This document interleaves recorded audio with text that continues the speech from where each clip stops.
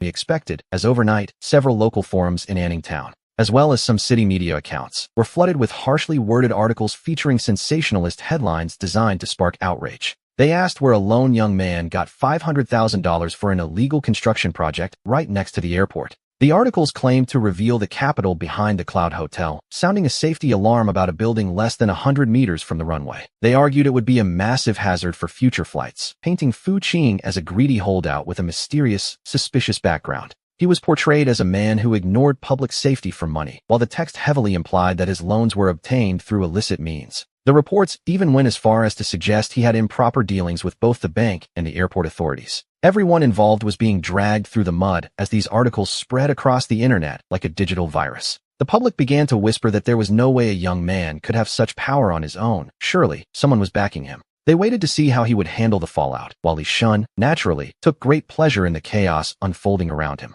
He spent his time forwarding the articles to various WeChat groups, adding his own inflammatory comments to the fire. He claimed that disaster follows those who lack virtue, and soon, this negative public opinion reached the airport project headquarters. Qin Shou called Fu Qing immediately, his voice thick with anxiety as he asked if he had seen the articles circulating online. He warned that the leadership was under immense pressure, but Fu Qing responded with a voice that remained remarkably steady. He told Qin Shou that he would handle the situation, believing that the truth would eventually come to light, and then hung up. Before he could even catch his breath, Uncle Zhao found him, looking absolutely furious at the blatant bullying they were facing. When Fu Qing asked what was wrong, Uncle Zhao explained with great indignation what had just happened at the construction site. A company called Hongfa Construction had sent people to their site specifically to poach the experienced masters working under him. They offered double the wages plus full benefits, and Fu Qing's heart sank when he heard that some of the younger workers were already tempted. He sought out those young workers, but he didn't scold them. Instead, he looked at them calmly and told them he understood their position.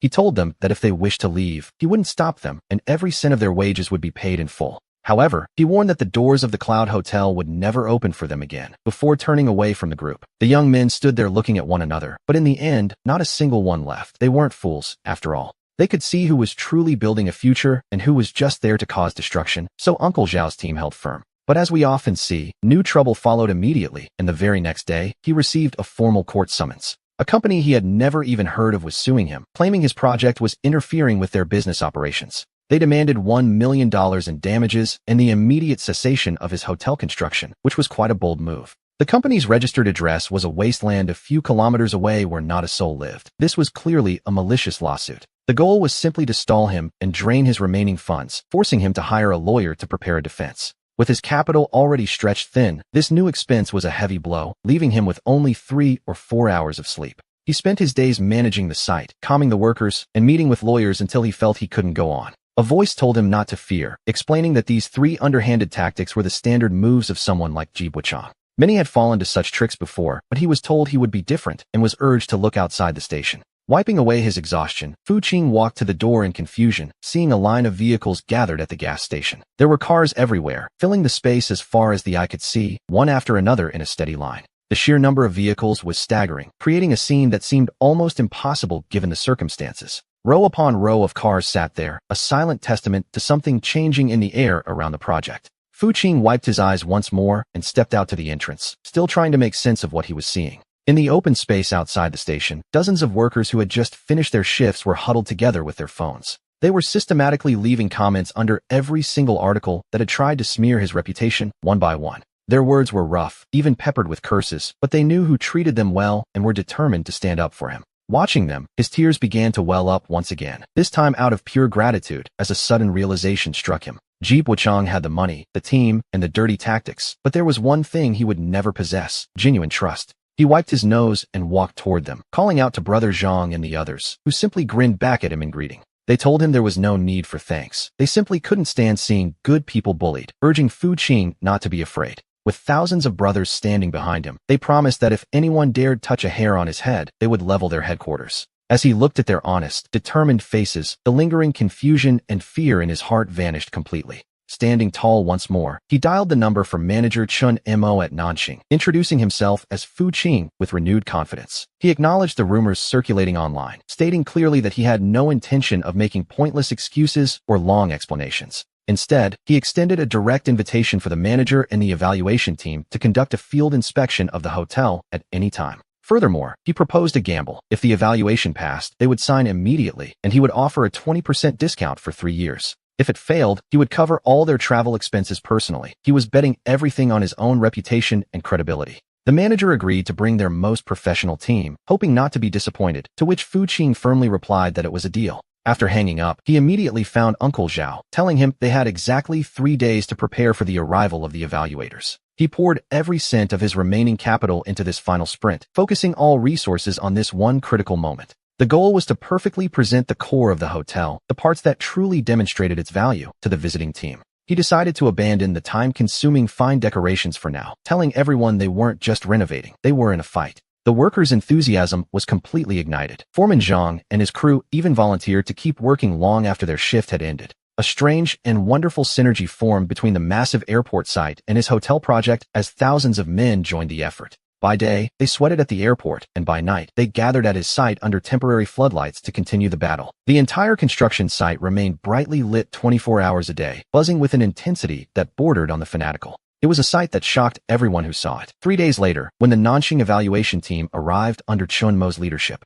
they were all utterly stunned by the scene before them. In just a few short days, everything had changed. The building had been completely transformed, with the core areas already reflecting the true essence of a 5-star hotel. Fu Qing led them up to the rooftop observation terrace, which was now furnished with comfortable outdoor seating. He extended an invitation, asking manager Chun to take a seat while he served everyone hot tea, introducing the space as they settled in. He explained that this would soon be the Cloud Hotel's executive lounge, serving as a premier viewing gallery for the airport. Every member of the Nanxing flight crew staying at the hotel would be able to enjoy top-tier views and a relaxing environment here. Chun Mo held his teacup, gazing at the massive terminal in the distance with a look of pure shock, as did his team. Meanwhile, the team members moved through every corner of the hotel with their instruments, conducting rigorous tests while Fu Qing waited anxiously. An hour later, the testing was complete. A technical lead wearing glasses walked over to Chun Mo's side. He handed over a freshly printed report, which Chun Mo began to read through with agonizing slowness, line by line. Fu Qing's palms were drenched in sweat. Finally, the manager put the report down and fixed him with a sharp, piercing gaze. He admitted that Fu Qing had performed a miracle. The quality and design exceeded their expectations, especially the soundproofing. The indoor noise was controlled at 40 decibels, a remarkable feat that finally allowed Fu Qing to breathe a sigh of relief. To achieve that silence, they had sacrificed time-consuming decorations, but in that moment, we see that the gamble had paid off. However, Chun Mo's tone suddenly shifted, noting that the hotel was still a half-finished product with many missing facilities. This didn't strictly meet their agreement. Fu Qing took a deep breath, preparing his backup plan, but then Chun Mo smiled. The manager confessed that he was personally very optimistic about the hotel's future and had decided to take a gamble of his own. With that, he pulled 2 documents from his briefcase, one of which was the formal letter of intent for their partnership. The other document, however, was a private angel investment agreement, as Chun Mo calmly explained to him. We see that this letter of intent could be signed immediately, representing the official stance of Nanxing Airlines. It would help him withstand a great deal of outside pressure, and then Chun Mo pushed the second document forward. As for this investment agreement, it was a personal contribution of 1 million in his wife's name for the hotel. It was meant to help him through this crisis and finish the hotel. No shares were required, only repayment once profitable.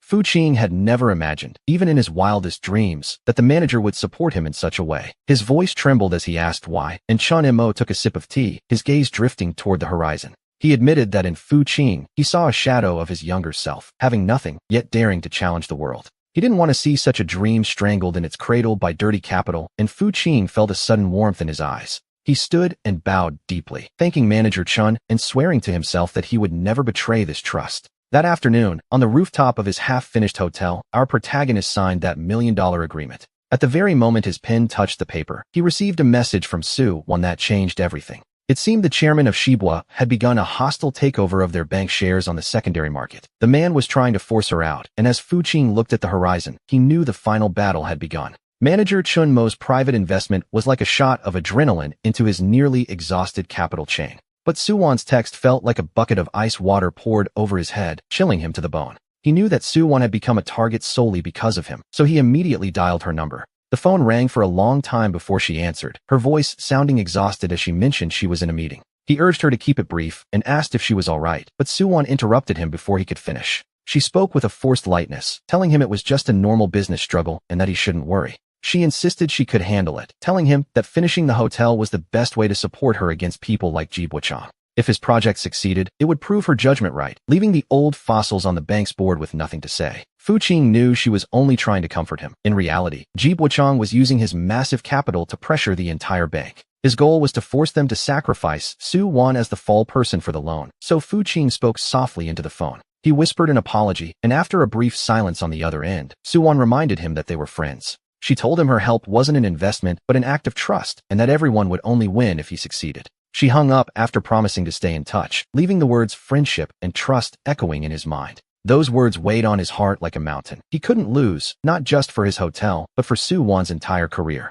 We returned to the construction site, where Uncle Zhao and the workers were anxiously waiting for any news of the result. They crowded around him, asking what the people from Nanxing had said, and Fu Qing carefully tucked his emotions away. He forced a smile and announced that the airline was satisfied and would be signing a letter of intent with them. A massive cheer erupted across the site, as the hard work of the past few days had finally yielded a reward. Seeing their simple, honest smiles, he declared on the spot that every worker's salary for this month would be doubled. Even the airport workers who came to help would receive a 1,000 yuan bonus, and the very next day, Chenmo transferred the investment. The legal department also sent the signed letter of intent. With Nanxing's official backing, the rumors of illegal construction vanished. To be honest, it was the perfect shield, so he immediately called Director Qin Shou to make his next move. He asked to hold a press conference in the name of the airport headquarters, which left Qin Shou momentarily stunned and confused. Fu Qing explained that it was time for the Cloud Hotel to make its official debut alongside their partnership with Nanxing Airlines. He intended to invite every major journalist from the city and the province to witness the truth for themselves.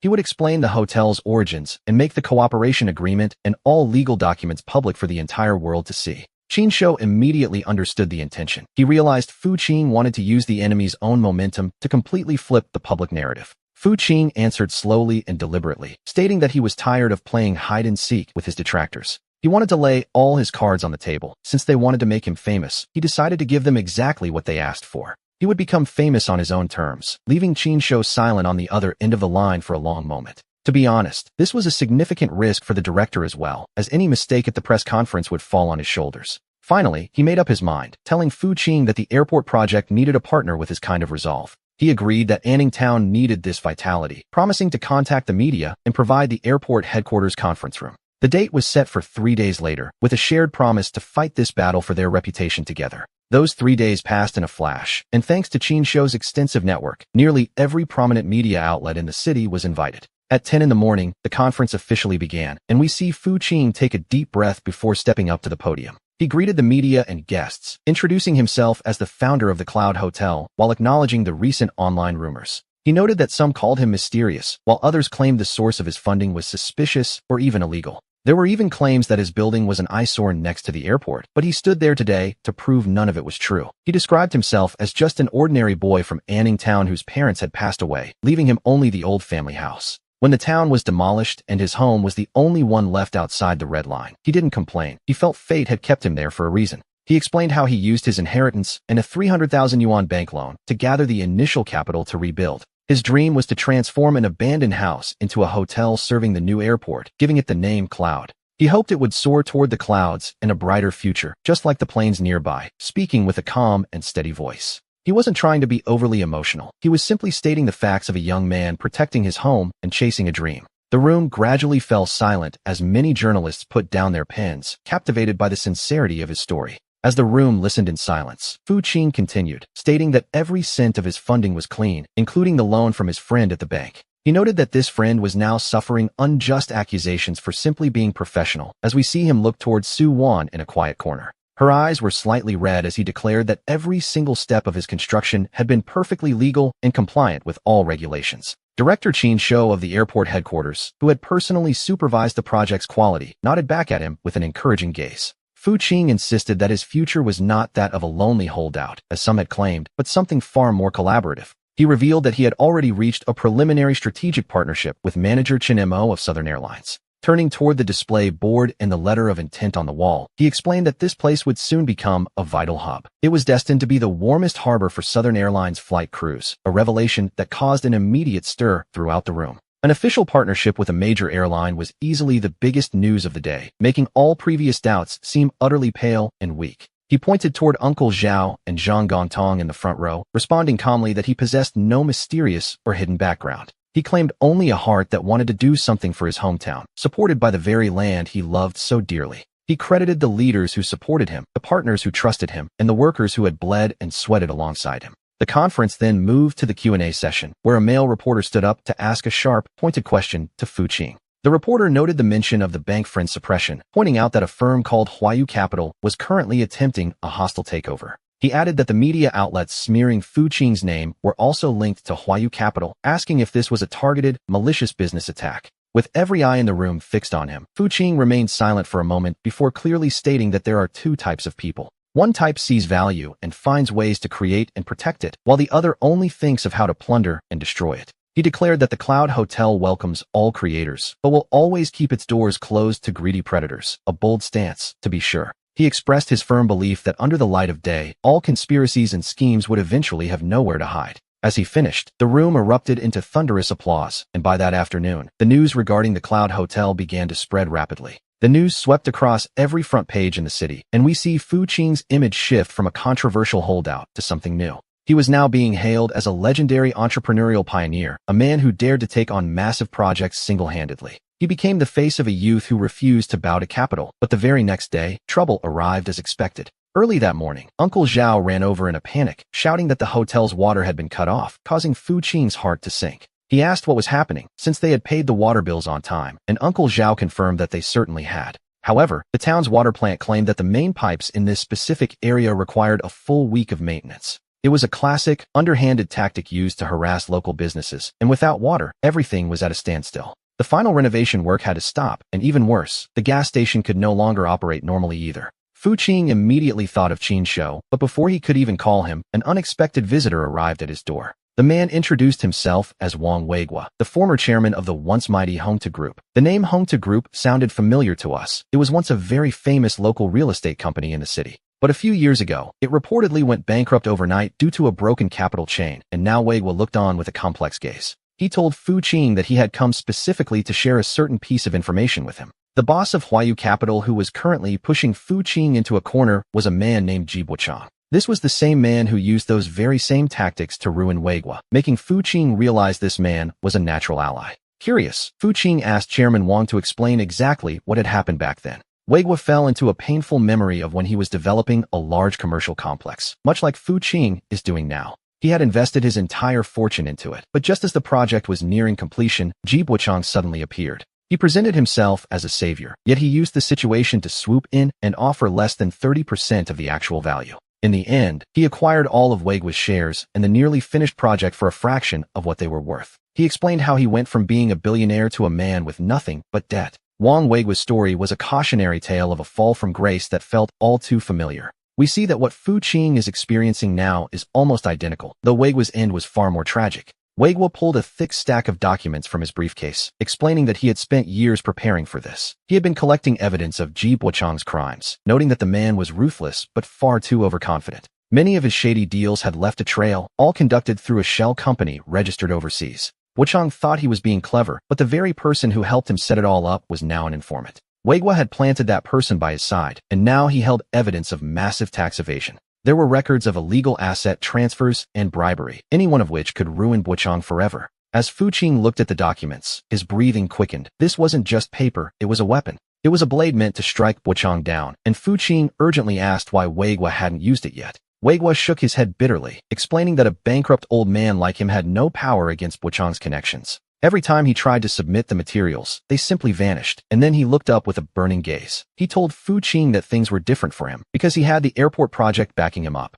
With Southern Airlines involved, Fu Qing had the kind of public attention and influence that Buochang couldn't ignore. In Weiguo's hands, this evidence was just scrap metal, but in Fu Qing's hands, it was something else entirely. He believed it could be the sword that finally cuts off the dragon's head. To be honest, it was a heavy burden. Fu Qing realized Weiguo wasn't asking for help. He was entrusting his last hope for revenge to him. And right at that pivotal moment, Qin Shou called him, breaking the heavy silence of the room. Knowing the moment to strike back had arrived, Fu Qing looked up with firm resolve and accepted the challenge. Fu Qing promised himself that justice might be delayed, but it would certainly arrive for the investigation team. The news of the team entering Anning Town spread faster than a water outage notice, and Zheng Daqian was interrogated for 5 hours. When he finally emerged, his once arrogant authority had completely vanished, and half an hour later, the construction site's faucets began to flow with clear water once again. That night, Fu Qing locked himself in his office with Wang Weigua's documents. He knew he had to find a way to pin Bochang down, so he couldn't struggle, so he called Su Wan. He told Su Wan he needed her help to contact an absolutely reliable provincial media outlet with significant influence.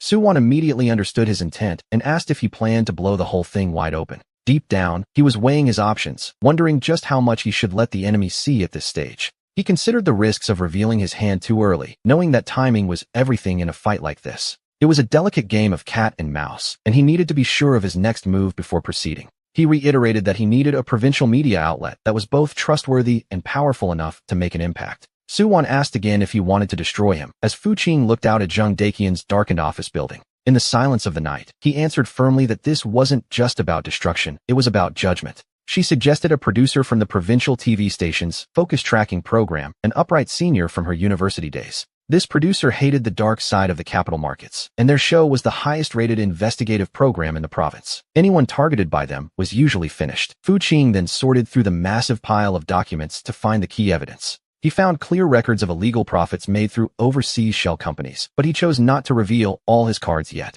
To deal with an old fox like Ji Bochang, he had to peel away his disguises layer by layer, like an onion. He wanted Bochang to feel endless fear, so he sent the encrypted files to the focus tracking team. He didn't sign his name, only writing a single sentence at the end of the email. This is only the beginning. 2 days later, the provincial TV station's focus tracking program aired right on time, featuring a title that was nothing short of explosive. It was called Ji Bochang's Secret Wealth Empire, and the program moved with the gripping rhythm of a suspense thriller, using detailed data and expert interviews. We see the evidence Fu Qing provided being peeled back layer by layer, presented clearly before millions of viewers across the entire province. The host asked in a cold, piercing tone why our capital markets had become a lawless ATM for certain individuals. He questioned why our regulatory systems seemed to turn a blind eye to such blatant illegal activities. Deep down, Fu Qing knew that the end for Ji Bochang had finally begun. To be honest, it was a long time coming. That night, the official website of Huayu Capital was paralyzed by a flood of panicked investors, and the next day, their stock hit the limit down immediately.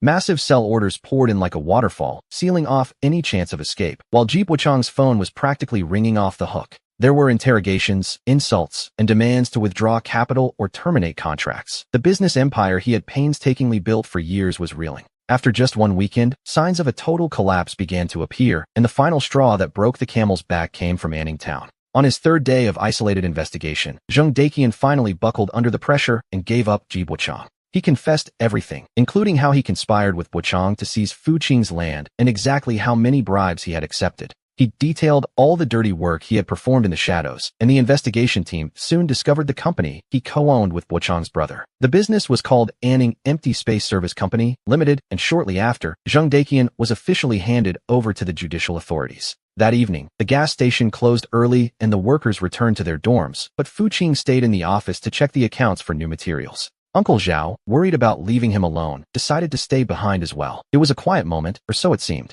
Looking out at the torrential rain, Uncle Zhao remarked with concern that the weather felt wrong, as if something bad was about to happen. Fu Qing also felt a strange, inexplicable irritability, and right then, the office door was kicked open as a terrified security guard rushed in. He shouted that a mob had arrived with weapons, smashing everything and everyone in sight, and that they couldn't be stopped. Uncle Zhao stood up instantly, grabbing a shovel from the corner with a curse. It seems the fight had come to their doorstep. He actually dared to come here and seek his own death. Fu Qing's heart sank, but he quickly regained his composure and told Uncle Zhao to call the police. The security guard replied with a tremble in his voice that it was too late. They had already smashed all the phones. It seemed they had a plan. They intended to destroy the entire construction site, and Fu Qing realized instantly that Ji Bochang was playing for keeps this time. These weren't just street thugs, but professional rioters whose sole purpose was to cause the maximum amount of destruction possible. If the site was ruined or lives were lost, his hotel project would be finished forever, a fact Bochang knew all too well. Making a split-second decision, he told Uncle Zhao to hold the gate without fighting head-on, prompting the old man to ask what he would do.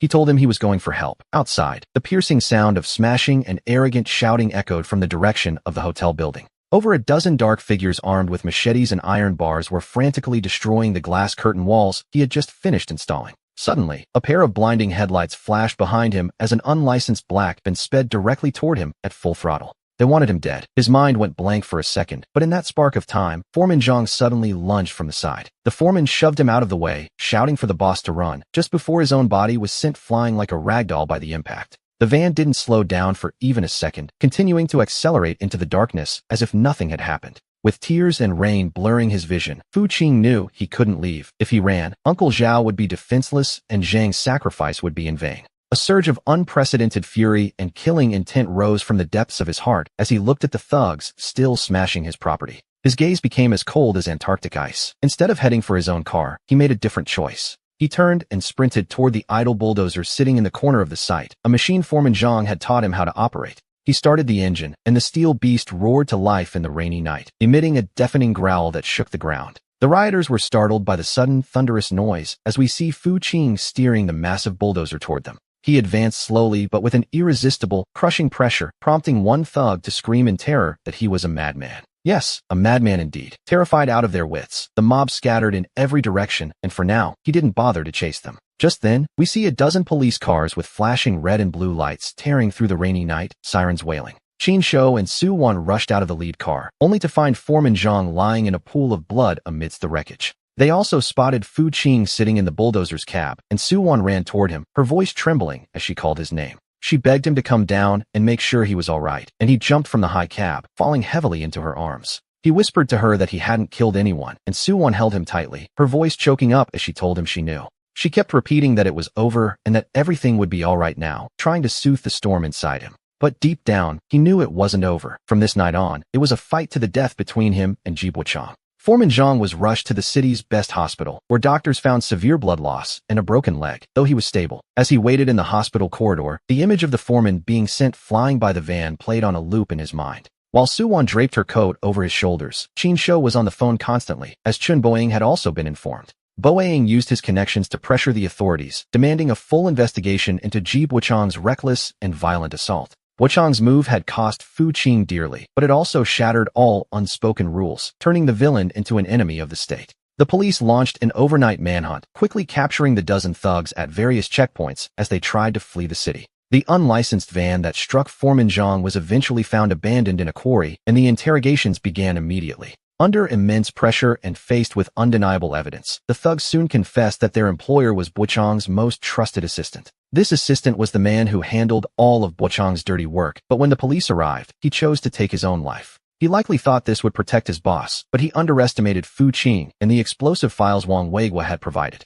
Turning to his friends, Fu Qing asked Su Wan to contact the producer of the investigative show Focus Tracking immediately. He then asked Qin Shou to arrange a meeting with the Discipline Inspection Commission, preparing his final move for the next morning. He made 2 copies of the files. One went to the provincial TV station, and the other was delivered to the commission's top official. Immediately after, a massive anti-corruption storm began to sweep through the province's financial and political circles. The Focus Tracking production team spent an entire week creating a 1-hour special, setting a new historical record for the show. In just a few days, the opposition collapsed entirely, and once the dust settled, everyone who had helped him gathered together. He looked out at the Anning International Airport, now officially open and bustling with activity, without making any grand or boastful speeches. Instead, he simply gave a deep bow of gratitude, thanking them all because the clouds belonged to everyone now. We returned to the hotel's rooftop terrace, which had now become the most expensive and beautiful vantage point in all of Anning Town. Su Wan walked over and handed him a glass of champagne, teasingly saying that he finally looked like a successful man, her dear Fu Qing.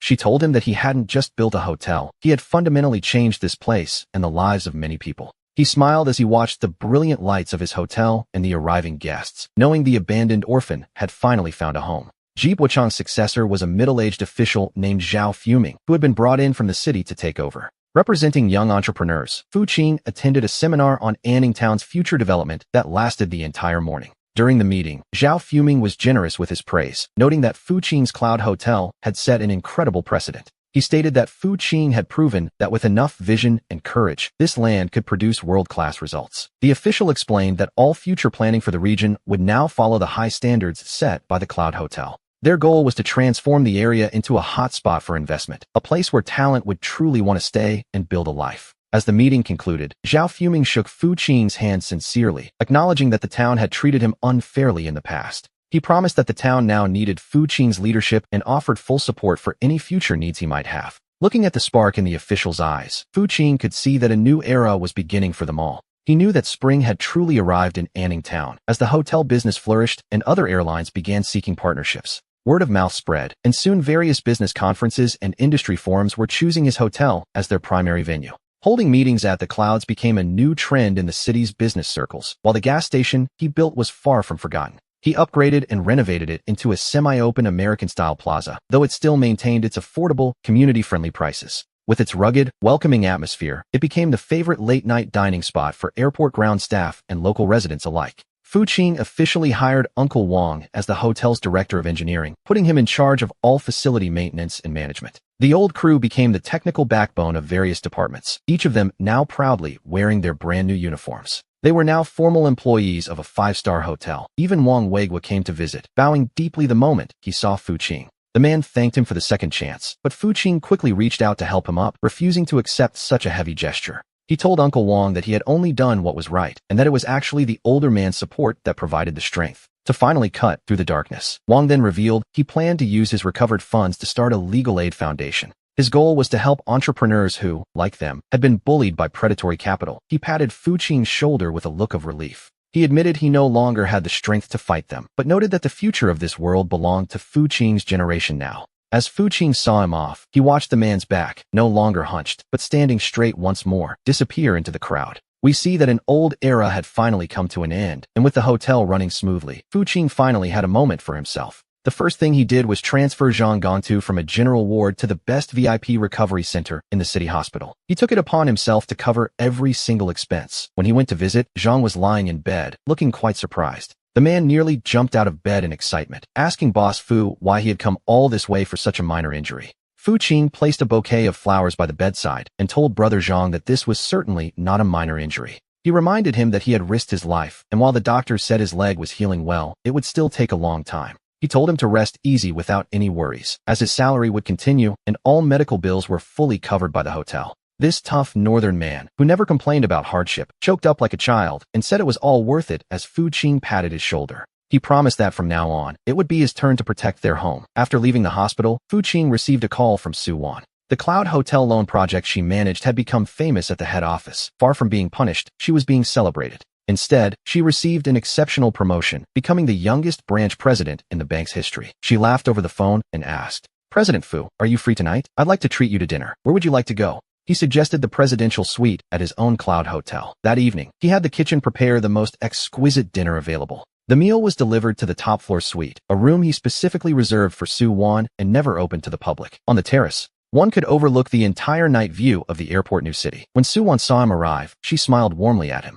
She remarked that the view here was still the best. He joked back that of course it was, considering whose territory they were standing on. They didn't talk about work or the heart-pounding events of the past. We see them acting simply like two old friends who hadn't met in years. They sipped tea and chatted about trivial things until she suddenly looked at him seriously. "Hey Qing, do you remember when you decided to build this?" She reminded him of her request for a lifetime free presidential suite once he opened. He listened and nodded, remembering the moment well. He told her he was now fulfilling that promise. Su Wan laughed self-deprecatingly, admitting she had actually been joking at the time. She confessed she thought he was crazy to start a hotel with 50,000 in a wasteland everyone else was fleeing. She hadn't believed in him. She had only helped because she didn't want to see him lose too badly, even preparing to cover some of his losses. He listened in silence. She told him he had turned an impossible dream into reality, proving to be far more capable than she had ever imagined. Then, she stood up and walked directly over to stand in front of him. She didn't offer a verbal answer, but instead slowly gave him a kiss. Afterward, she held him, her voice trembling with a slight rasp. "Hey Qing, I want you," she whispered. "It's you that I want." His tears fell without warning. He smiled and nodded vigorously, agreeing to her heart. That night,